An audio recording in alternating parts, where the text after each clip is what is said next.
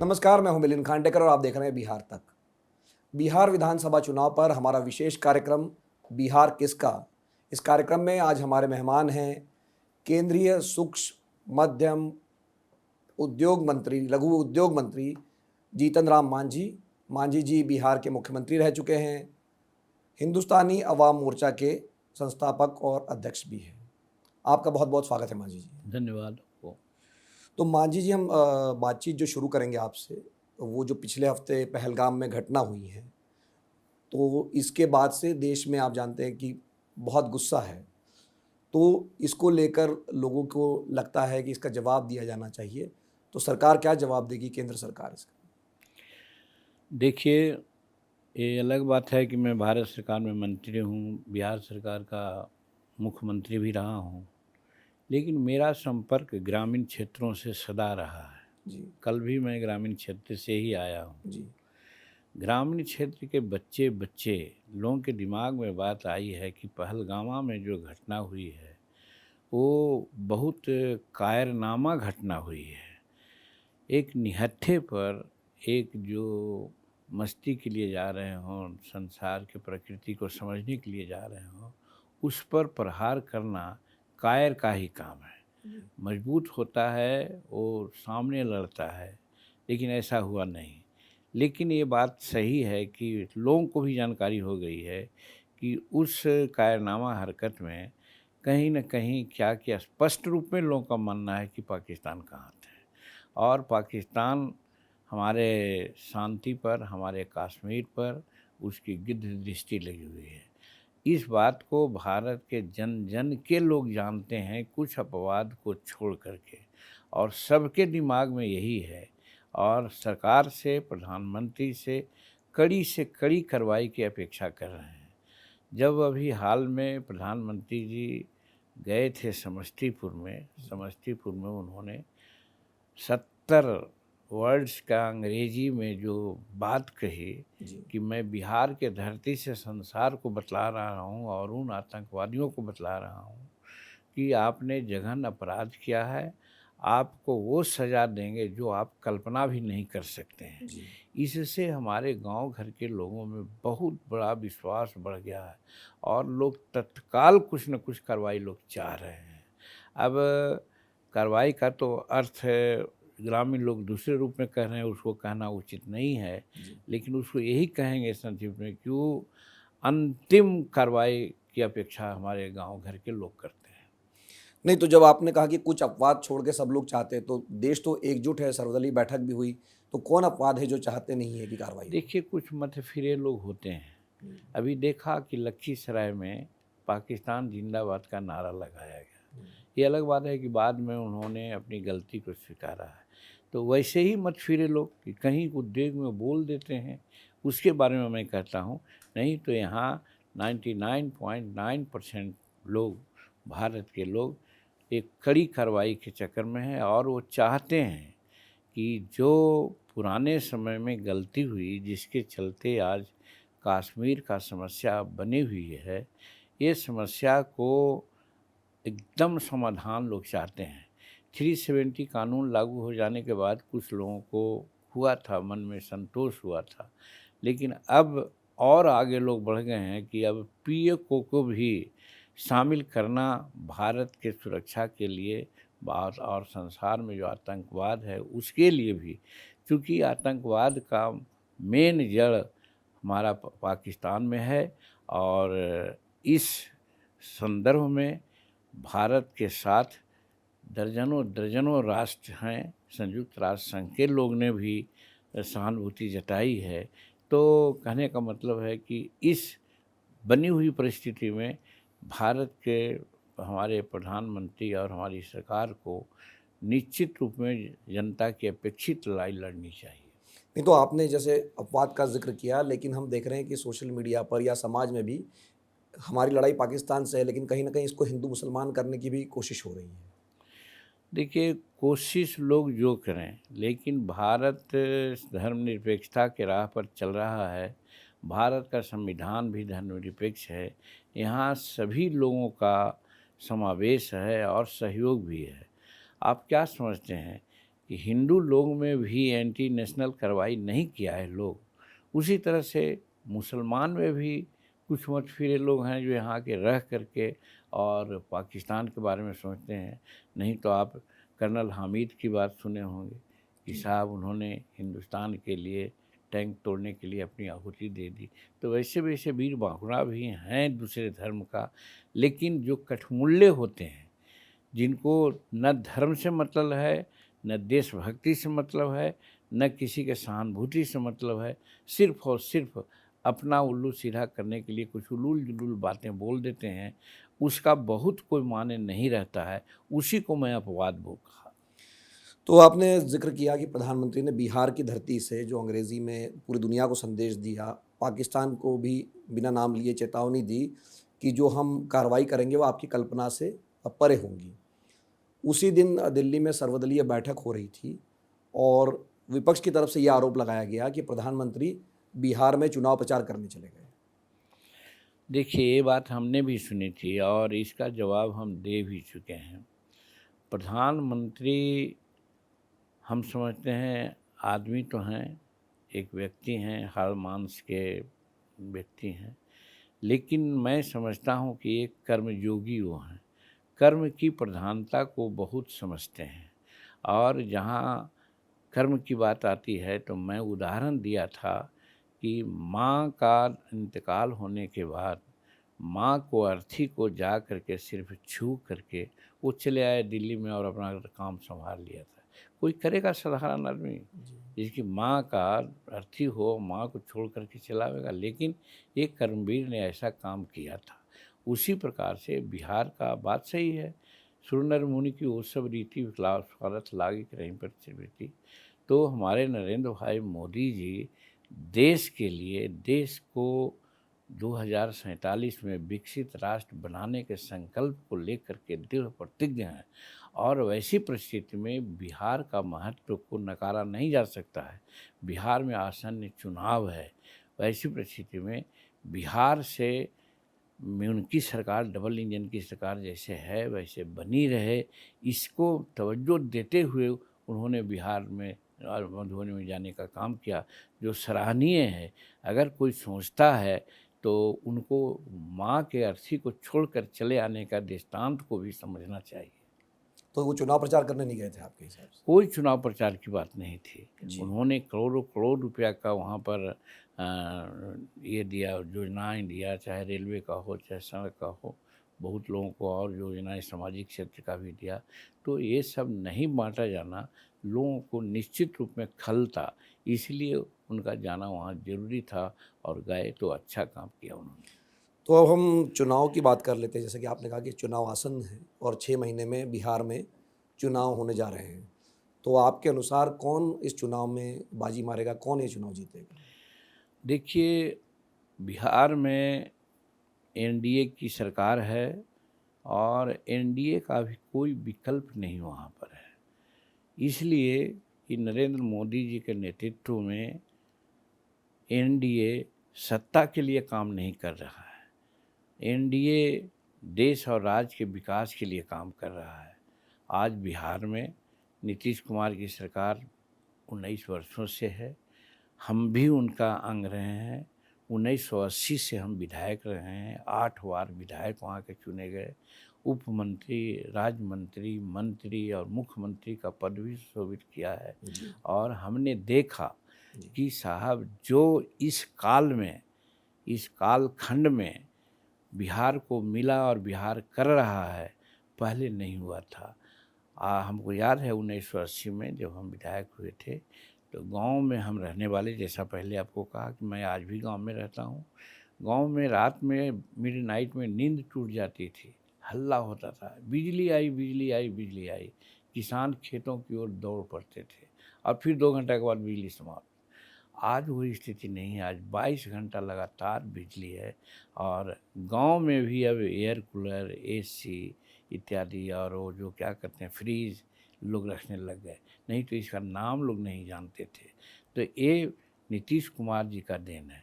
सड़कों के जहाँ तक सवाल है, अभी चर्चा हो रही थी चुनाव का। चुनाव में लोग का ऐसा आशंका है कि कभी भी चुनाव हो सकता है। तो मैंने कहा कि कभी भी चुनाव होगा तो उसमें कोई दिक्कत बिहार में नहीं होगी, क्योंकि हर गांव पक्की सड़कों से जुट गई है। बूथ पर जाने के लिए, मतदान केंद्र पर जाने के लिए न तो पोलिंग पार्टी को, न तो प्रशासन को, न तो मतदाताओं को कोई दिक्कत नहीं होगी। इसलिए कहने का मतलब है कि बिहार 1980 का बिहार नहीं है। बिहार आज दो डबल इंजन की सरकार का देन है। आज सड़कों के दृष्टिकोण से भी वहाँ पर बहुत स्थिति अच्छी हो गई है।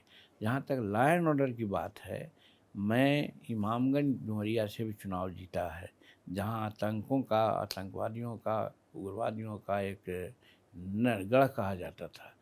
3 बजे के बाद हमारे डुमरिया प्रखंड मुख्यालय में कोई नहीं जाते थे दिन में, और आज पटना में हमारे साथी लोग 9 बजे निकलते हैं कि रास्ता में गाड़ी उड़ी नहीं मिलेगी, सीधे 3 घंटा में हम डुमरिया पहुंच जाएंगे।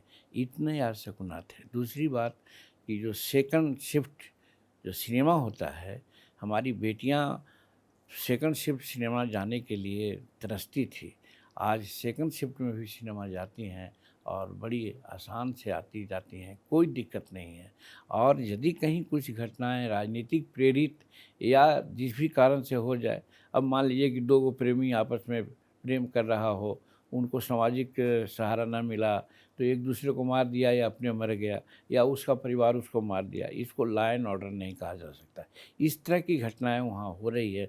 नहीं तो कुछ वैसी घटनाएं जो सामूहिक घटना करते हैं, नरसंहार की बात करते हैं, कॉमनल राइट्स करते हैं, ये 18 वर्षों में नीतीश कुमार जी के सरकार में नहीं के बराबर हुआ। इसलिए आज वहाँ लॉ एंड ऑर्डर की स्थिति भी ठीक है। नहीं, आप से जैसे मैं चर्चा कर रहा था कि मैं 2005 में जब गया से पटना जा रहा था रात को, तो हमें कहा गया था कि वहाँ आप उस सड़क पे मत जाइए क्योंकि अंधेरे के बाद में वहाँ चलना ठीक नहीं है। लेकिन हम सुरक्षित पहुँच गए थे पटना पर। लेकिन अब मैंने अभी जब 20 साल बाद देखा तो बहुत चीज़ें बदल गई है। आपने कहा कि सड़कें ठीक हो गई है, तो क्या चुनाव समय से पहले हो सकता है क्या नवंबर से? क्यों समय से पहले होगा? अभी काम करना, पहले ही मैंने कहा कि एनडीए के लोग सत्ता के लिए नहीं काम कर रहे हैं, वो राज्य और देश के विकास के लिए काम कर रहे हैं। अभी काम माननीय नीतीश कुमार जी करीब करीब 38 जिला में सब जगह भी भ्रमण किया। भ्रमण करने के बाद देखा कि कौन क्षेत्र में क्या कमी है, वैसे जगहों के लिए उन्होंने एक सूची बनाई और आते आते कैबिनेट में उसका फैसला हुआ और उन जगहों में काम शुरू हो गया है। तो इस तरह से काम जो बाकी बच गया है, वो सब काम की पूर्णाहुति होने में ज़रूर 2 महीना 3 महीना लगेगा, तो पूरा काम हो जाएगा। उसके बाद स्थिर से चुनाव होगा। इसमें जल्दीबाजी क्या है? नहीं, तो एक चीज़ आपने जैसे कहा कि एनडीए का कोई विकल्प नहीं है बिहार में जो काम हो रहा है। लेकिन एनडीए का अगला मुख्यमंत्री कौन होगा? चेहरा कौन होगा एनडीए का? देखिए, एनडीए में हम तो मानते हैं कि नीतीश कुमार अभी हम लोगों का चेहरा है। नीतीश कुमार के सामने अभी बिहार में कोई चेहरा नहीं है और अगला भी उन्हीं के नेतृत्व में चुनाव होगा, ऐसा भाजपा के लोगों ने भी कहा है। रही बात मुख्यमंत्री का, तो मैं व्यक्तिगत कहता हूं कि नीतीश कुमार के अलावा मुख्यमंत्री का कोई चेहरा नहीं है, और अगर उनको न बनाया जाता है मुख्यमंत्री तो मैं समझता हूं कि बिहार के लिए अच्छा नहीं होगा। बिहार की भलाई, बिहार के शांति, बिहार के व्यवस्था के लिए नीतीश कुमार अभी अच्छा काम कर रहे हैं। नहीं, पर बीजेपी की तरफ से ऐसे संकेत मिले थे, जैसे यहाँ पर जो हरियाणा के मुख्यमंत्री ने बयान दिया था कि अगला मुख्यमंत्री शायद चाहती है बीजेपी अपना बना ले, जैसे कि उसने महाराष्ट्र में कर लिया, जो वहाँ शिंदे को हटा देखिए, एक कल्पना है। महाराष्ट्र की स्थिति दूसरी थी, वहाँ टर्मोइल था, विकास का काम बहुत हाशिए पर था, राजनीतिक अंतर्द्वंद थे। हमारे के यहाँ अंतर्द्वंद नहीं है। पांचों एनडीए के हम लोग हैं, सब इंटैक्ट हैं, एक दूसरे को सहयोग से आगे बढ़ रहे हैं, काम कर रहे हैं, और स्थापित है कि एक आदमी के नेतृत्व में और नरेंद्र भाई मोदी जी के निर्देशन में हम लोग काम कर रहे हैं। डबल इंजन की सरकार है, इसलिए वहाँ महाराष्ट्र की बात नहीं है। नहीं, तो नवंबर 2023 में मांझी जी आपने ये कहा था कि नीतीश जी का स्वास्थ्य ठीक नहीं है और उनको हट जाना चाहिए। अब आपकी राय बदल गई उनके बारे में, जब हमने ऐसा कहा था? हमने ऐसा कभी नहीं कहा था कि उनका स्वास्थ्य खराब हो गया है, उनको हट जाना चाहिए। ये अगर किसी ने कहा है तो गलत कहा है, बना के कहा होगा। हमने नीतीश जी के स्वास्थ्य के बारे में कभी प्रश्न नहीं उठाया है। आए दिन कभी होता है, हम भी बीमार पड़ते हैं, वो भी बीमार पड़ गए होंगे, तो इसका मतलब क्या है? अभी मधुबनी में देखा, भाषण दिया उन्होंने, कितना सुंदर दिया। 24 मार्च को भागलपुर में प्रधानमंत्री जी गए थे, उसमें उन्होंने जो भाषण दिया, सारी बातें कोई कह नहीं सकता किसी प्रकार की कोई बात है। एकदम सॉलिड और संतुलित बात उन्होंने कही। आज ये सब जगह घुमा समूचे राज्य में, तो कहीं उस तरह की असंतुलित बातें न हुई। सबका निरीक्षण किया और काम कर रहे हैं। तो ये कैसे हो सकता है, कैसे कर सकते हैं उनके बारे में? और एज का जहाँ तक सवाल है, मैं 80 प्लस हूँ, काम कर रहा हूँ, वो तो हमसे 4 वर्ष छोटे हैं। तो वैसी परिस्थिति में एज का भी जहाँ तक सवाल नहीं है, इसलिए अभी 4 वर्ष 5 वर्ष बढ़िया से काम कर सकते हैं वो। नहीं, तो आपका जब विधानसभा में आपसे जो उनका व्यवहार था और उसके बाद में जो मनमुटाव हुआ था, उसके बाद में भी आप काफ़ी नाराज़ हो गए थे, जो विधानसभा में उन्होंने जिस तरह से बातचीत की थी आपसे, जब आप विपक्ष में थे? देखिए, हम बहुत पढ़े लिखे नहीं हैं, और बहुत धार्मिक भी नहीं हैं। मैं पूजा पाठ भी नहीं करता हूँ, भगवान को मैं मानता हूँ दिल से और उनके बताए हुए रास्ते पर चलता हूँ। लेकिन रामायण में एक बात आई है कि सचिव, वैद्य और मित्र जो, प्रिय बोलहि भय आस, तो राज धर्म तन तीन कर बेगहि होहि नाश। लालू प्रसाद जी के साथ भी थे, तो हमने उनको कहा था कि ये बहुत गड़बड़ हो रहा है, ऐसा ऐसा कीजिए। उन्होंने बुरा माना, हमको उन्होंने दूर की तरफ अच्छी तरह निकाल दिया, वो भोगे। नीतीश कुमार जी का भी जहाँ तक सवाल है, समय समय पर मैं उनको बताता हूँ कि ये काम ठीक नहीं हो रहा है, और हम धन्यवाद देते हैं कि नीतीश कुमार उन बातों पर आगे बढ़ते हैं। ठीक है, कभी आवेग में बोल देते हैं। एक बार विधानसभा में बात हो रही थी तो तुम तमाम की बात कर गए, लेकिन वो आवेश की बात थी। बाद में उन्होंने समझा कि मांझी जी कोई गलत नहीं कर रहे थे, और उस ओर उन्होंने कदम बढ़ाया। आज जैसे वहाँ मद्य निषेध का मामला है, बहुत लोग इसका खिलाफत करते हैं, लेकिन मैं कहता हूँ कि मद्य निषेध बहुत अच्छी चीज़ है। मद्य निषेध का नीति पर चलना चाहिए। फ़र्क थोड़ा होता है क्रियान्विति में। इसके लिए हम धन्यवाद देते हैं नीतीश कुमार जी के कि लोगों के कहने पर, मेरे कहने पर उन्होंने उस नीति को 3 बार समीक्षा किया, और तीसरा समीक्षा में यह हुआ कि शराब पी करके कोई जा रहा हो या कोई सीमित मात्रा में उपयोग करने के लिए जा रहा हो, उसको आप पकड़ते हैं तो उसको जेल मत भेजिए। बड़ी अच्छी बात है। जेल उसको भेजिए जो हज़ारों हज़ार लीटर का तस्करी कर रहा है और इलीगल शराब बना रहा है, उस पर काम कीजिए। तो ये काम वहाँ हो रहा है, लेकिन जो वहाँ का पुलिस तंत्र है या मद्य निषेध के जो पदाधिकारी हैं, सब पदाधिकारी तो अच्छे नहीं होते हैं, उसमें अधिकांश लोग ऐसे हैं जो इसको पेशा बना लिया है। जैसे मान लिया कि नियम तो है कि अगर हम पीने के लिए एक पाउच लिए जा रहे हैं, 250 ग्राम लिए जा रहे हैं, और हम पकड़ा गए तो हमको कहें कि चलो जेल में, तो ले जाते हैं लोग, हम भी जेल में चल जाते हैं। ले जाना नहीं चाहिए, हमारा पैरवी करने वाला कोई नहीं है। और दूसरे ओर अगर 2000 लीटर लोग ले जा रहा है, पकड़ा गया, वो बाएँ दाएँ करके वो छूट जाता है। ये गलतियाँ हो रही है। और फिर ब्रेथ सैनिटाइज़र का मामला सवाल है कि वो पीता है, गरीब गरीब कमाता है। हम मुख्यमंत्री थे तो कहे थे कि जो हार्ड मेहनत करता है, रात में इंटॉक्सिकेशन की उसको ज़रूरत होती है, अगर वो लिमिट मात्रा में पीता है तो वो दारू नहीं होता है, शराब नहीं होता है, वो दवा होती है, और उसको पी करके वो स्वस्थ रहता है। उस माने में अगर औसत थोड़ा पी करके वो जा रहा है तो लोग ब्रेथ सैनिटाइज़र उसको लगाते हैं। यहाँ पर मैं कटु हूँ, कहता हूँ कि हम मिनिस्टर लोग हमारे हैं, एमएलए लोग हमारे हैं, जुडिशरी के लोग हैं, कलेक्टर हैं, और पदाधिकारी हैं। 10 बजे के बाद रात में उनको ब्रेथ सैनिटाइज़र लगाइए तो अधिकांश लोग देखेंगे शराब सेवन करने वाले हैं।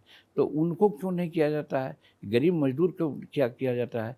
तो हम गरीब के हित में, जिसकी संख्या 70-80% है, उसके हित में बात करते हैं, ताकि उसका मोबिलाइजेशन हमारे एनडीए के प्रति बना रहे। इसलिए मैं एनडीए के हित में बात करता हूँ, नीतीश कुमार जी के हित में बात करता हूँ, कोई आपसी रंजिश नहीं है। नहीं, तो मद्य निषेध के विरोध में जो बात कही जाती है कि इससे एक तो राजस्व का नुकसान हो रहा है, और दूसरी बात ये हो रही है होम डिलीवरी तो वैसे भी हो रही है, लोगों को शराब तो वैसे ही मिल रही है, तो फिर ऐसी बंदी का क्या लाभ है? क्रियान्विति में गड़बड़ी है तो पहले मैंने कहा, एक तंत्र हमारे लिए इसके के लिए रिस्पॉन्सिबल है।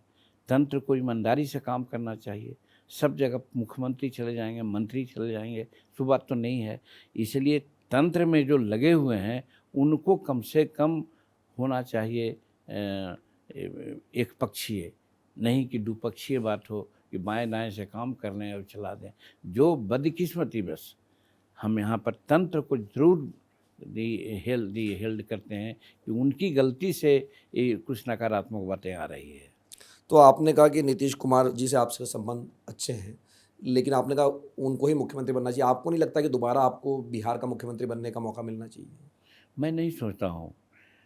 हम जीवन में, राजनीति में हम आए थे तो ये सोच करके नहीं आए थे कि हम मंत्री बनेंगे, मुख्यमंत्री बनेंगे या कहीं बनेंगे। एक ही बात थी, जो अंत की बात है, जो मैं कहता हूँ कि बचपन में जब रामलीला देखते थे तो कहा जाता था कि बहुत भाग मानुष तन पावा, बहुत भाग से मनुष्य का तन मिलता है। वहाँ पर हम सोचते थे कि अगर भाग्य से हमको मनुष्य का तन मिला है तो फिर हमको क्यों नहीं समाज सेवा करना चाहिए। लेकिन हम एक अस्पृश्य, छोटे या कहिए कि निकृष्ट परिवार में जन्म लिया था, जिसको क्षुद्र जाति कहा जाता है, मुसहर जाति में थे। वहाँ पर हमारे कुछ शिक्षक लोग हमारी बातों को आगे बढ़ाया। उन्होंने कहा था कि मांझी जी, ये मत समझो कि तुम भुइयाँ हो, तुम पढ़ो, आगे बढ़ सकते हो। और उन्होंने एक पंक्ति कही थी कि संत बीज पलटे नहीं, जो जुग जाए अनंत, ऊंच नीच घर जन्म के, बहुरी संत के संत। वो आदमी मर गए, लेकिन हम उनको आज भी प्रणाम करता हूँ। उनका ये शब्द और बहुत भाग मानुष तन पावा, ये दोनों शब्द जोड़ करके हमको इतना इंस्पायर किया कि मेरा कोई गॉडफादर नहीं, मेरा कोई राजनीतिक आधार नहीं, लेकिन प्रभु की कृपा से पूजा मैं नहीं करता, लेकिन दिल से उनकी आस्था में विश्वास करता हूँ। जो मुख्यमंत्री पद को मैंने सोचा नहीं था वो भी हुआ, केंद्र में मंत्री मैं बनूंगा वो भी नरेंद्र मोदी की कृपा से बन गया हूँ। It is only grace of God. जी। नहीं तो हमने पिछले दिनों प्रशांत किशोर जिन्होंने एक नई पार्टी बनाई, जन स्वराज पार्टी, वो उस समय नीतीश जी के राजनीतिक सलाहकार होते थे। तो उन्होंने एक हमारे साथ बातचीत में ये कहा कि नीतीश जी जब आए थे 2014 का चुनाव हारने के बाद में, तो उन्होंने सलाह दी कि आपको दोबारा मुख्यमंत्री बनना चाहिए, क्योंकि ये जो हार हुई है लोकसभा में, ये कोई लोकसभा के लिए हुई है, कोई विधानसभा के लिए नहीं। और उसके बाद उन्होंने ऐसा दावा किया कि वो सलाह मानते हुए नीतीश जी ने आपको हटा दिया और खुद मुख्यमंत्री बन गए। तो उस समय क्या हुआ था? ये ऐसी कोई बातचीत, मतलब क्या कारण था? देखिए, जन स्वराज पार्टी के जो प्रशांत किशोर जी हैं, विशुद्ध रूप में वो व्यापारी हैं। वो व्यापार करते हैं, पैसे के लिए सब काम करते हैं। तो कभी नीतीश जी के साथ होते हैं। आज नीतीश जी के बारे में क्या बोल रहे हैं वो, तो उनके बारे में मैं नहीं कह सकता हूँ। जी। रही बात अपनी, तो अपनी मैं कभी ऐसी इच्छा नहीं रखा कि हम मंत्री बनेंगे या हमको फलना मंत्रालय मिलेगा या हम मुख्यमंत्री बनेंगे या हम केंद्र में मंत्री बनेंगे। ऐसी कभी नहीं इच्छा हुई, ये अपने आप होते गया। इसके लिए मैं भगवान को मानता हूँ उत्तरदायी कि उनकी कृपा से सारी बात हो रही है। इसलिए कि वहाँ भी कहा गया है, बाइबिल ने भी कहा है कि भगवान उसी को प्यार करते हैं जो भगवान के बनाए हुए जीव जंतु को प्यार करता है। हम 44-45 वर्ष के जीवन में बहुत दावे के साथ कर सकता हूँ कि मैंने अपने दुश्मन को भी अनिष्ट नहीं किया है। और हमारा यही है कि जब हम किसी का भला नहीं कर सकते हैं तो बुरा करने का मुझे कोई अधिकार नहीं है। इस सिद्धांत पर मैं चलता हूँ और ये प्रभु की इच्छा है कि लगता है कि उनके दिल में बात है कि जो मैं नहीं चाहता हूँ वो हो जा रहा है। नहीं तो आपने उस समय एक बयान दिया था कि अगर आपको 2 साल का कार्यकाल मिलता तो आप बिहार को ठीक कर देते। निश्चित रूप में आज जो बात है, एक हम लोग हम तो हर वक्त करते हैं, गांव घर के मामला करते हैं, हम ग्रामीण हैं। ग्रामीण में एक प्रवर्ब्स है कि लीके लीक कपूत चले और बेलीक चले सपूत। आज जो ढांचा है सब हम लोग अंग्रेजियत की ढांचा पर चल रहे हैं, चाहे शिक्षा का हो, प्रशासन का हो, तो हम लीक चल रहे हैं। इसीलिए हमारा विकास उतना नहीं हो रहा है। कभी प्रधानमंत्री जी बेलीक करने की बात करते हैं, इसलिए भी भारत का विकास हो रहा है। जी। तो वही हम करना चाहते हैं कि नया लीक बना करके आदमी चलेगा, नया ढंग से चलेगा तो अच्छा करेगा। जैसे हमने किया था, वो जो प्रसंग बस आपने किया था, नारी सशक्तिकरण वर्ष मनाया जा रहा था। आधी आबादी हमारी है, आज भी लोग करते हैं। आज अंतरिक्ष में आकर के विलियम आई और कहाँ-कहाँ लोग जा रहे हैं। लेकिन उनको पढ़ने लिखने का क्या इंतज़ाम था? घर से लोग निकलने ही नहीं देते थे। बेटियों को पढ़ाना लोग समझते अरे कैसा आदमी है, बेटी को भला भर जगह भेज रहा है। लेकिन आज बेटियाँ पढ़ रही है, इसीलिए जब हम मुख्यमंत्री हुए तो बेटी को पढ़ाने के लिए प्रथम क्लास से एमए तक उसकी पढ़ाई फ्री कर दिया था, चाहे जिस कौम का हो। ये मैंने किया था। अगर इसी प्रकार की बात थी कि हमारे लोग, चूँकि हम नक्सलाइट बेल्ट से आते थे, चाहे फतेहपुर हो, चाहे बाराचट्टी हो, चाहे इमामगंज डुमरिया हो, वहाँ नक्सलाइटों का जमाव रहता था। तो हम देखते थे कि वो लोग वाक़ई नक्सलाइट नहीं हैं, वो लोग को नक्सलाइट बन जाना पड़ रहा है, उनको इज़्ज़त नहीं मिल रही है, उनका विकास का काम सारा रुद्ध कर दिया जा रहा है। इसलिए हमने कहा था कि जो अनएम्प्लॉयड हमारे एजुकेटेड हैं, उनको अनएम्प्लॉयड भत्ता देंगे 5,000 रुपया तक के, 40 वर्ष की उम्र तक देते रहेंगे। बीच में अगर नौकरी मिल जाएगी तो उनको हम छोड़ देंगे। दूसरी बात, जो कम पढ़ा लिखा है उसको ठेकेदारी में हम आरक्षण देंगे। ये सब काम युगांतकारी काम था। इसको इम्प्लीमेंट अगर किया जाता तो बिहार का नक्शा बदल सकता था। जहाँ तक खेती-बाड़ी की सवाल है, आज देखें कि हमारे लोग कम्युनिस्ट वाली लोग फलाना लोग झंडा बताते हैं। हम व्यास जी थे हमारे प्रधान सचिव, उनको हमने निर्देश दिया था कि जून 2015 तक जितनी ज़मीन हमारी बिहार सरकार भूदान की सीलिंग की ज़मीन है और जितने हमारे परिवार भूमिहीन हैं, सबको बाँट दो। उस समय हमको याद है कि 17 लाख एकड़ ज़मीन हमारे पास थी और भूमिहीनों की संख्या मात्र 11-12 लाख थी। अगर बाँट देते तो डेढ़-डेढ़ एकड़ सब लोगों को होता और पर्चा 3 डिसमिल ज़मीन के बजाय हम 5 डिसमिल की बात किया था और कहा था कि जून 2015 तक हम सैचुरेट कर देंगे, सबको भूमिहीन की संख्या नाम हटा देंगे। ये अगर मौका मिलता तो हम तो कर ही देते। तो ये होता तो बिहार का विकास नहीं होता क्या? बदकिस्मती बस उस पर ध्यान लोग नहीं दे रहे हैं।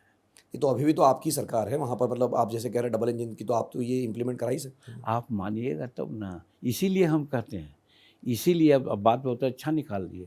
इसलिए जब हम अपना मीटिंग करते हैं, अपने पार्टी का, सब जगह उसका आप लोग दूसरे रूप में करते हैं। हम कहते हैं कि भैया हमको कम से कम विधानसभा में 20 सीट दे दो। सरकार हमारी रहे या न रहे, किसी की सरकार रहेगी, हम 20 सीट के बदौलत अपना जो काम किया था उस सब को इम्प्लीमेंट करा देंगे। इसी में लोग कहते हैं कि 20 सीट मांग रहे हैं, 25 सीट मांग रहे हैं, 40 सीट मांग रहे हैं, 50 सीट मांग रहे हैं। हम उसी लिए मांग रहे हैं, हमारी पार्टी का गठन भी इसीलिए हुआ है कि जो नीति 35 निर्णय हमने लिया था, जिससे बिहार का कायाकल्प हो सकता था, उसी को इम्प्लीमेंट करना है। इसी के लिए हम बार-बार कहते हैं कि हम हमारा दुर्भाग्य रहा या बिहार का दुर्भाग्य रहा कि 2015 में हम 21 सीट लड़े, हम 1 सीट जीते। अगर हम 10 सीट भी जीत जाते तो हम नरेंद्र मोदी जी के आभारी हैं, वो हमको मुख्यमंत्री बना देते। लेकिन होने लोग नहीं दिया। लोग समझ गया था कि जीतन मांझी को अगर 20 सीट आ गया तो हटाओ। सब लोग उसमें लग गए थे, मैं नाम नहीं लूँगा, सब लोग लग गए कि नतीजा हुआ कि सिर्फ 1 सीट हम जीते थे। तो इसीलिए मैं कहता हूँ, सबसे हाथ जोड़ता हूँ कि अगर हम सही था कि 2 महीना 4 महीना रह जाते और तो अच्छा काम कर जाते। आज हमारे सामने गया में बहुत बड़ी समस्या है। निरंजना नदी एकदम सूखी है, कहा जाता है कि उसका अभिशाप है। हमारे नीतीश कुमार जी ने बहुत अच्छा काम किया कि गंगा से एक योजना बनाया कि वहाँ पानी लाएंगे। 6,000 करोड़ रुपया खर्च होना है, 47-48 करोड़ रुपया खर्चा हो गया। हम कल ही पार कर रहे थे, नदी सूखी है। और हम किया था कि सोन नदी से हम पानी ले जाएंगे, घोड़ा घाट में गिराएंगे और बीथों में बांध बांधेंगे और पानी सतत गिरते रहेगा और उसे बाएं दाएं जो नहर निकलेगी उधर मुकामा टाल तक ले जाएंगे और इधर जहानाबाद तक ले जाएंगे। दोनों का लाखों एकड़ ज़मीन पटेगी और गया में मेरीन ड्राइव चलेगा मात्र 700 करोड़ में। वो नहीं हो सका। मेरा कहने का मतलब है कि यही हम चाहते हैं कि अगर ये मौका हमको मिला और ये चीज़ करेगा तो ये सब चीज़ तो करवा ही देंगे। आज हम भारत सरकार में मंत्री हैं नरेंद्र मोदी जी की कृपा से, तो हमारा प्रयास चल रहा है। कल ही डिक्टेशन दिया है और प्रधानमंत्री को भी लिखा है, आज ही कल उसको दस्तखत करेंगे कि इस लाइन पर काम कीजिए तो बिहार का कल्याण हो सकता है। तो हमारे सामने कोई चीज़ नहीं, सिर्फ अब यही है, चूँकि अब 80 वर्ष भी हो गया और एक मज़दूर का बेटा जिसका पिता 1.5 शेर मज़दूरी के लिए दिन भर हल जोतता था, जिसकी माँ 7 बजे से लेकर के 1 बजे तक निहुर करके बरसात में धान रोपती थी और फिर 2 बजे के बाद 7 बजे तक धान रोपती थी, 2 शेर कच्ची मज़दूरी लेकर के आती थी, उसका बेटा हम यहाँ आ गए तो ये प्रभु की कृपा है। और उसके बाद हमारा भाई इंस्पेक्टर था, चाहे जैसे भी हो बेचारा, चोरी किया हो, जैसे भी किया हो, 5 एकड़ ज़मीन बना लिया है, घर बना लिया है गया में, महाकाल में, और हम मुख्यमंत्री थे तो आवास बोर्ड से पटना में मकान बना लिया। आज अगर हम रिटायर भी करेंगे तो हमको 2 लाख पेंशन मिलेगा, तो हमको क्या चाहिए? हमको सब कुछ मिल गया। सिर्फ़ और सिर्फ यही चाहते हैं कि जो बिहार के लिए कर सकें, गया के लिए कर सकें। हम भगवान से प्रार्थना करते हैं कि भगवान शक्ति दीजिए, और लगता है कि भगवान ने हमको शक्ति दी। नरेंद्र मोदी जी को उन्होंने प्रेरित किया और नरेंद्र मोदी जी ने हमको एक एमपी जीतने के बाद बहुत से 6-7 एमपी जीते हुए हैं, कोई मंत्री नहीं है।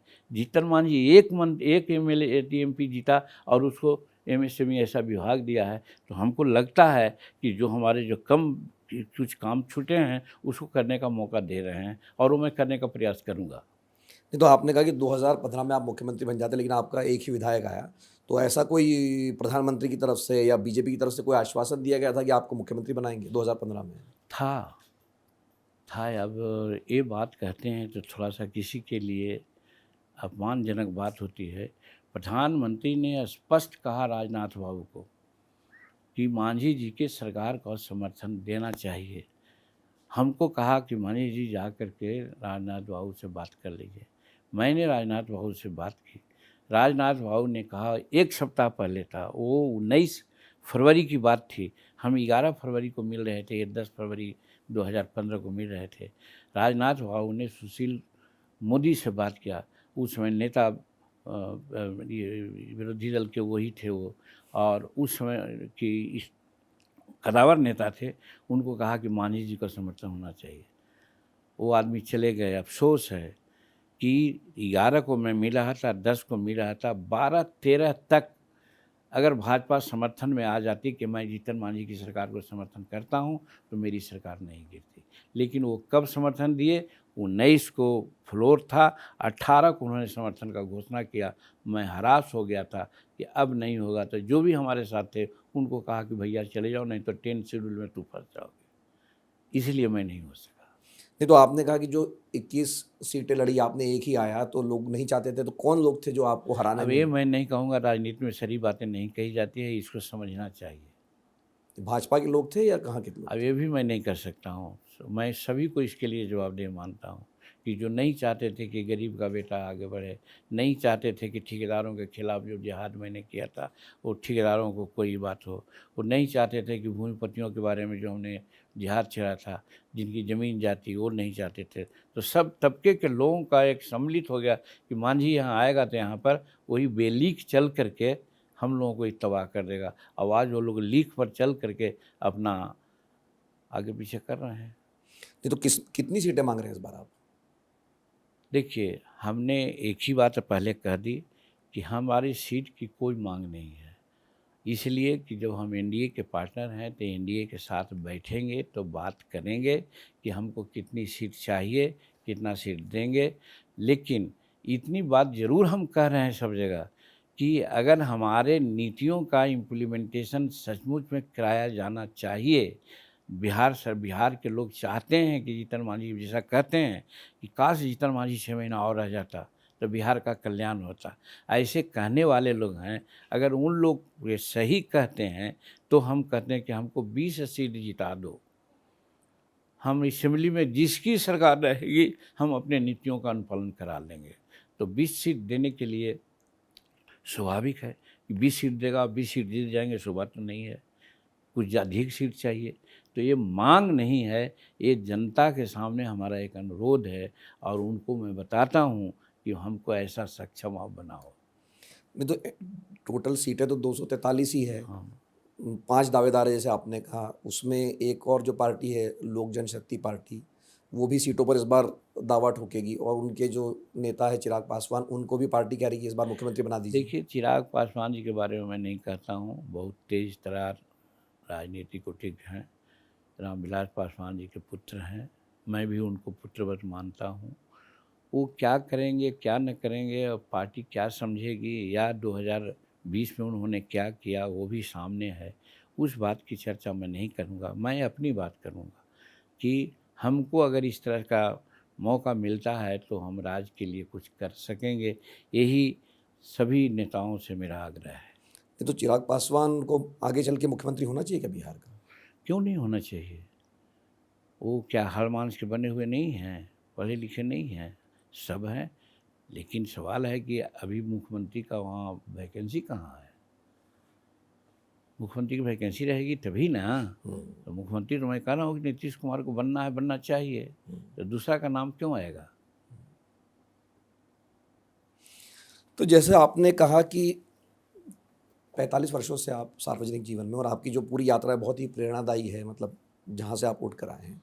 लेकिन अगर आप बिहार के बारे में सोचते हैं तो अभी भी ये तो तथ्य है कि बिहार देश का सबसे गरीब राज्य है। जो जाति सर्वे हुआ था उसमें भी कहा कि ज़्यादातर लोगों की आमदनी 6,000 रुपये मासिक आमदनी है। तो इस पर नहीं कोई सोचता है कि कैसे बिहार को इस जो गरीबी का अभिशाप है उससे निकाला देखिए, जाए? इस मामले में प्रधानमंत्री नरेंद्र मोदी जी के प्रति मैं आभार व्यक्त करता हूँ। उनका संकल्प है पूर्वोदय। पूर्वोदय का मतलब है कि north east state including Bihar और उड़ीसा है, जी। उसकी स्थिति बहुत ख़राब है। इसीलिए आपने देखा होगा 23-24 का और 24-25 का और 25-26 का बजट में पूर्वोदय के बारे में, बिहार के और उड़ीसा ये सब के बारे में बजट में स्पेशल उन्होंने फोकस दिया है।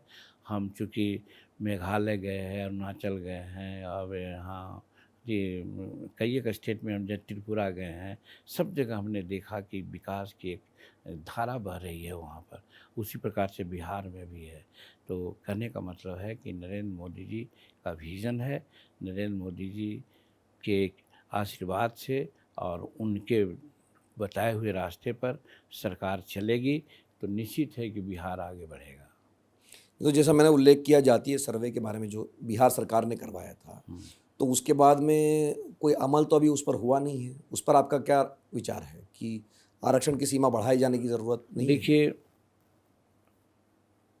एक का यह है कि जिसकी जितनी जनसंख्या भारी मिले उसको उतनी हिस्सेदारी। संविधान में भी ये बातें हैं, उसी तर्ज पर आरक्षण दिया गया है। और संविधान में बाबा अम्बेडकर ने कहा था कि हर 10 वर्ष पर उसकी समीक्षा होनी चाहिए। समीक्षा होनी चाहिए, पुनर्विचार नहीं। लोग गलत से पुनर्विचार कह के हमको गाली देने लग जाते हैं। हम समीक्षा की बात करते हैं। समीक्षा का मतलब क्या खोया और क्या पाया। अगर मान लीजिए कि उस 10 वर्षों में हम आगे बढ़े हैं, तो हमको आगे बढ़ने की ज़रूरत अगर नहीं है और बाकी सब लोग उतना ही हैं तो आरक्षण नहीं रहना चाहिए। और अगर नहीं तो आगे बढ़ना चाहिए। तो आज 10 बार ऐसा हुआ है, आज भी हुआ है कि हाल में भी हुआ है कि 10 वर्षों के लिए और आरक्षण की बात रहेगी। हमारा कहना ये है कि जो गरीब तबके के लोग हैं, जिनकी आर्थिक स्थिति और सामाजिक और शैक्षणिक स्थिति खराब है, उसका ज़रूर सर्वेक्षण होना चाहिए। भारत के कुछ राज्यों में ऐसा हुआ है। नीतीश कुमार जी भी तो इसके लिए पहल किए हैं, धन्यवाद के पात्र थे, लेकिन वो लौट गए। उन्होंने दलित और महादलित करके बनाया था। बिहार में 23 जातियाँ थी, एक बार चला गया झारखंड में, लेकिन 22 जातियाँ थी। 22 में 18 जाति को महादलित उन्होंने बनाया था और 4 जाति को दलित बनाया था। तो दलित का मतलब जो शेड्यूल कास्ट को अधिकार कर्तव्य होना चाहिए उसको मिलेगा, लेकिन 18 जातियों के लिए कुछ अधिक करना है। लेकिन जो 18 जाति की बात उन्होंने की, उसकी शैक्षणिक, आर्थिक और सामाजिक स्थिति खराब थी। आप पत्रकार मित्र भी उसमें साथ नहीं दे सके। सिर्फ 4% लोग, 4 जातियाँ थे, उन्हीं की बात को ये लगा, तो लगा कि साहब बहुत गड़बड़ कर दिया नीतीश कुमार, इसलिए नीतीश कुमार फिर पुनः बैकफुट पर चले गए। आज भी मैं कहता हूँ, और जब मैं मंत्री था वेलफेयर मिनिस्टर, तो हमने एक विकल्प दिया था कि जाति की बात मत करो। अम्बेडकर साहब का कहना था कि शैक्षणिक स्थिति जिसकी ठीक है वही आदमी आगे है, और अगर खराब है तो वो बैकफुट पर है। कार्ल मार्क्स और अंबेडकर साहब में यही फ़र्क था। अंबेडकर साहब कहते थे शैक्षणिक backwardness is the token of backwardness. Karl Marx कहता था कि नहीं, जो आर्थिक दृष्टिकोण से कमज़ोर है उसको हम बैकवर्ड मानेंगे। तो बाबा साहब का यही कहना था कि शैक्षणिक रूप में जो है उसके लिए आप कॉमन स्कूलिंग सिस्टम बनाइए। राष्ट्रपति का बेटा हो या भंगी का संतान, सबको शिक्षा एक समान कीजिए। ऐसा अगर कीजिएगा तो जो आज नीचे तबके के लोग हैं वो भी आगे बढ़ सकता है, जब व्यापार करके भी, नौकरियों में करके। तो इसके लिए एक हम फार्मूला दिया था कि आज जैसे है, व्यापक रूप में इसको जान लीजिए कि आज है कि बिहार में 80% लिटरेसी रेट है, उससे भी कुछ बढ़ा ही है। लेकिन शेड्यूल कास्ट का लिटरेसी रेट 32-33% है। लेकिन एवं शेड्यूल कास्ट में भुइयाँ, मुसहर, डोम, मेहतर, रजवाड़, टूरी, भोक्ता, ये सब जो जातियाँ 18 जातियाँ हैं, उनकी साक्षरता दर 20% से नीचे है। तो हमने यही कहा था कि जाति मत कहो, साक्षरता। जिस जाति की साक्षरता दर 20% या उससे नीचे है उसको महादलित के रूप में रखो, उसको तुम आगे बढ़ाने का कोशिश करो, और बाकी को फिर शेड्यूल कास्ट में रख करके उसका जो हक मिलता है देते रहो। अगर ये होता तो जाति की लड़ाई नहीं होती। आज भी मैं कहता हूँ यही सर्वेक्षण होना चाहिए कि किस जाति के कितनी साक्षरता दर है, उसी के आधार पर उसको आरक्षण दे, तो बाबा साहब का सपना भी साकार होगा और हमारे गरीब लोग आगे बढ़ जाएंगे। तो पिछले वर्ष जो सुप्रीम कोर्ट का एक निर्णय आया कि quota within quota, schedule caste और शेड्यूल ट्राइब पर, तो उस पर आपकी राय ये है कि वो होना चाहिए? हम भी कहते हैं ये होना चाहिए। वर्गीकरण की बात उन्होंने की थी, जी। तो वर्गीकरण कैसे कीजिएगा? जात के नाम पर वर्गीकरण कीजिएगा तो गड़बड़ होगा। वही साक्षरता के आधार पर आप कीजिए तो कोई गड़बड़ी नहीं होगी, सब कोई मानेगा। और उस पर भी अमल अभी बिहार में तो नहीं हुआ है कम से कम। हाँ, नहीं हुआ है, होना चाहिए। साक्षरता के आधार पर ही ये सर्वेक्षण हो और उसी के आधार पर वर्गीकरण होना चाहिए कि जिस समाज का अगर है 50% पढ़ा हुआ है तो उसको उतना देना चाहिए, जो 20% पढ़ा हुआ है उसको इतना देना चाहिए, दूसरी जनसंख्या के लोग में जो 10% है उसको इतना देना चाहिए, तो कोई झगड़ा नहीं होगा, ये न्यायिक रूप में हो जाएगा। नहीं तो जो विपक्ष के नेता है लोकसभा में राहुल गांधी और कांग्रेस पार्टी बराबर मांग कर रही है कि देश भर में जातीय जनगणना होनी चाहिए, लेकिन जो केंद्र सरकार है वो इसके लिए अभी तक सहमत नहीं हुई है। सवाल है कि हम लोग जब बिहार में जाति जनगणना की बात आई थी तो हम भी आए थे एक छोटी पार्टी के रूप में मिलने प्रधानमंत्री से। प्रधानमंत्री ने मना कहाँ किया, सभी स्टेट को कहा कि आप लोग जनगणना करा लो। भारत सरकार कहाँ सामने आ रही है? सब राज्य जो है, जहाँ कांग्रेस की राज है, जहाँ दूसरे की राज है, वो जाति सर्वेक्षण करवा लेना, उसमें कहाँ रोक है? नीतीश कुमार करवा लिए तो कहाँ रोक हुआ? उसी प्रकार से और लोग करवाए हैं, कर्नाटक वगैरह भी, तो कहाँ रोक हुआ है? तो इसलिए राहुल गांधी तो सिर्फ पॉलिटिक्स कर रहे हैं। जी। भारत सरकार तो इसमें एकदम न्यूट्रल है, उसने सीधे कर दिया है कि तुम जाति गणना करा लो। जी। तो वक्फ बिल जो हाल में पास हुआ उस पर बात कर लेते हैं। आप सदन के बाहर तो उसका विरोध कर रहे थे कि भाई हिंदुओं को, जैसे हिंदुओं के जो मठ है वहाँ पर अगर कोई दूसरी जातियों के लोग नहीं हो सकते, देखिए, वहाँ मतदान आपने। उसमें देखिए वक्फ बोर्ड के बारे में जो क्लॉजेज आया था उसमें संशोधन की बड़ी आवश्यकता थी। नीतीश कुमार जी ने भी बहुत संशोधन दिया था। जी। एज ए होल ये वक्फ बोर्ड को लोग जो धार्मिक के चश्मे से देखते हैं, ये धार्मिक आधार नहीं लेना चाहिए, ये मैनेजरियल आधार है। मतलब कि वक्फ की ज़मीन का उपयोग कौन करेगा? दान किसके कारण दिया जाता है? वृथा दानं समर्थस्य वृथा दीपो दीपाभिच्चा। दिन में सूर्य दिखाने की क्या जरूरत है? और उसी जो समर्थ है उसको दान देने की क्या जरूरत है? वक़्फ़ का मतलब है दान। तो दान में वहाँ पर जो गरीब मुस्लिम हैं उनको दान का फ़ायदा नहीं हो रहा है। दान को फ़ायदा वही हो रहा है जो बड़े लोग हैं, पैसे वाले हैं, करोड़पति हैं, अरबपति हैं, जो क्या कहते हैं कि कौन घराना का है, वो लोग कर रहे हैं। इस चीज़ को मिटाने के लिए कांग्रेसी नरेंद्र मोदी जी ने वक्फ बिल लाया और ये कहा कि साहब उसमें उसके कमेटी बन जाए और कमेटी बन करके उसको जो पुराना जो रूल्स था, रूल 40 वक्फ का, उसको एबॉलिश करना। रूल 40 था कि आपका एक किताब हम ले लिया और कह दिया कि वक्फ हो गया तो हो गया, तो ऐसा कहीं होता है? तो इसका चेंज होना चाहिए था। उस लाइन पर एक मेरे मन में भी बात आई थी कि महिलाओं की बात थी। आज 50% महिलाओं की बात आती है, बकअप में था कि महिला नहीं आएगी। कहा है भाई? तो अगर वो जोड़ा गया है तो कौन गलत किया गया है? जैसे 3 तलाक का मामला आया था तो ऐसे ही लोग बवाल किया था। ये 370 का मामला आया था वैसे ही किया था। सीए का मामला था ऐसे ही आया। सब चीज़ में धार्मिक बात लोग कर लेते हैं। उसी प्रकार के बकअप में भी धार्मिकता उन्माद लोग कर के इसको विरोध करना चाहते थे। इसका हम विरोधी हैं।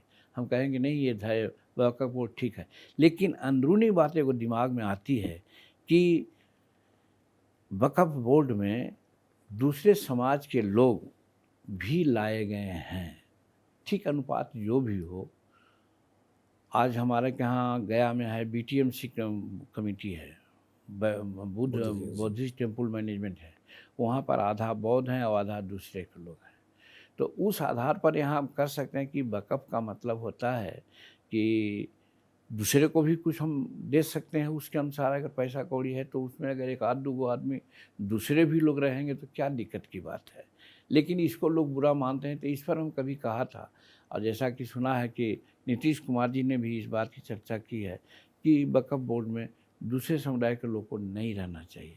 लेकिन ये तो बहुत छोटी बात है। इस चीज़ के लिए हम उसका विरोध करेंगे सो बात नहीं है। वक़्फ़ बिल लार्जर इंटरेस्ट में है। वहाँ का जो 70-80% गरीब तबके के मुसलमान हैं उनके लिए है, मैनेजमेंट है। और अभी जो तकनीकी समस्याएं उसमें है, अब मान लीजिए कोई 100 बरस पहले का वक़्फ़ का मामला है, उसका रजिस्ट्रेशन पेटिशन कहाँ चाहिए, तो उसको छोड़ा, वो सब चीज़ अवॉइड कर के जिसका टेंजेबल रिकॉर्ड्स है उस चीज़ को सुधार करके और वक़्फ़ के में एक किया जाएगा। उसकी सुनवाई के लिए जो न्यायाधिकरण किया गया है, अपीलीय न्यायालय में जाने की बात की है, तो क्या गलत किया है? पहले का उसका सुनवाई कोई नहीं करेगा, ये कहाँ की बात है? आज बुद्ध टेम्पल का मैनेजमेंट है या चाहे द्वारकाधीश का मंदिर है या हरिद्वार का है या कहाँ है, तो इसका कोई बात होती है तो न्यायालय में नहीं जाता है। तो वो वक़्फ़ का काहे नहीं जाएगा न्यायालय में? वहाँ भी जाएगा न्यायालय में। यही बात तो कही गई है। इसलिए वक़्फ़ बिल का संशोधन आया है कि 100% करेक्ट है और लार्जर इंटरेस्ट में है। आपने चूँकि महिलाओं की बात की कि वक़्फ़ में भागीदारी होनी चाहिए, तो इधर जो राष्ट्रीय जनता दल है उसने ये वादा किया है कि महिलाओं को ₹2500 हम चुनाव जीतने पर देंगे। तो क्या एनडीए की तरफ से भी ऐसा कोई आश्वासन दिया जाएगा कि महिलाओं को? अब एनडीए की बात है, ये बात होगी उस समय बात उठेगी। ये ज़रूर है कि हमने वृद्धा पेंशन के बारे में बात किया है। हम 200 रुपया मात्र था हमारे बिहार में, हम उसको 400 रुपया किया है और कहीं-कहीं 2500 मिलता है, कहीं 2000 मिलता है, कहीं 1500 मिलता है। मेरा कहने का मतलब है कि वृद्धों को 400 रुपया पेंशन देने का कोई औचित्य नहीं है। कम से कम 1500 2000 उनको देना चाहिए।